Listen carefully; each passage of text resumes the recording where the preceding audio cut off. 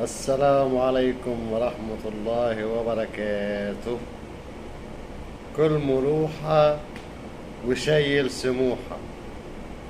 الأهلي يدك مرمى سموحة ومرمى الشناء ومرمى الهادي سليمان بثلاثية. يا فرحتك يا أهلي، يا خيبة أهلك يا هاني يا سليمان. تلاتة تلاتة، والتلاتة ايه؟ ما شاء الله عليهم. ثلاثة كما قال الكتاب في كرة القدم. شفتوا يا جماعة كهربا فرق ازاي مع النادي الأهلي؟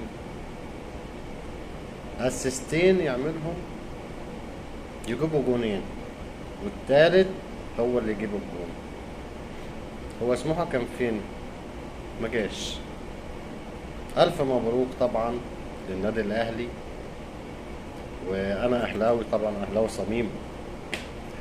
وبحب النادي الأهلي جدا. إن شاء الله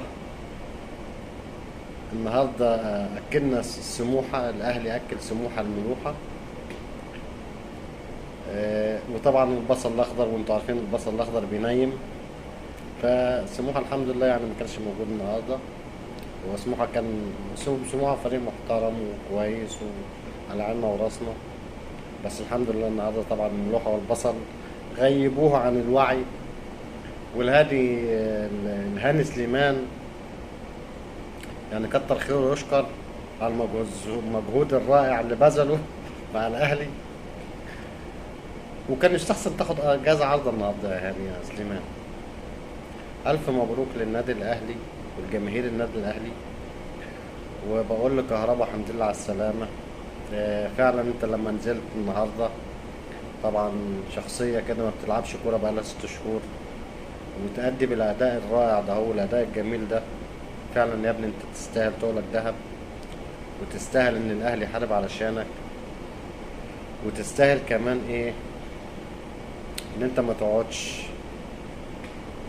ماشي. طبعا انتصار الاهلي ده الفضل ربنا الاول، والتوفيق ثانيا. والكهرباء واداء كهرباء النهارده ثالثا. نتمنى نتمنى كواحد من جمهور الاهلي النهارده ان احنا نلعب النهارده، نلعب يوم السبت ان شاء الله مع الزمالك زي ما لعبنا النهارده. بقدم كل التحيه للاخ خالد الكردي والاخ والاخ محمد الحراق اللي اعتزل التشجيع يا عيني بسبب الزمالك. بقول له بجد انت صعبان عليا، وهارد لك ليك. وموعدنا يا اخ موحى ان شاء الله يوم السبت الجاي. وبقول لكم للاهلي انت شرفتنا النهارده والف مبروك. كلكم كنتوا رجاله وكلكم اديتوا الاداء كويس. من كهربا لاحمد عبد القادر لحسين الشحات لهاني. كلكم بصراحة أديتوا أداء حلو وأداء رجولي، وألف مبروك عليكم الفوز النهاردة. مبروك لينا احنا كمان كجمهور أهلي. وإن شاء الله من انتصار لانتصار، ويا رب كده دايما نكونوا فايقين.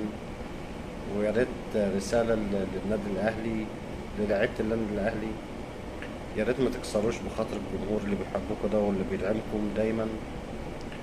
خليكوا كده على طول. احنا طبعا كجمهور الاهلي اتعودنا على الانتصارات وعلى البطولات، فبنزعل قوي لما تيجي عليكم وقت من الاوقات يحصل لكم كبوة كده.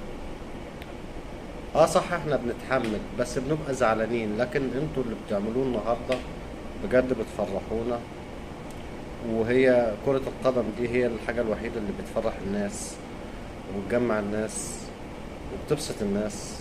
في ناس بتزعل من الفرق بتاعتها زي الزمالك، زي مش عارف سموحة، زي بس انا بقول يعني ان حرام ان جمهور اي نادي بيشجعه حرام يروح زعلان. المفروض اللعيبة تقاتل وانا بجد فخور بالنادي الاهلي النهارده، مبسوط.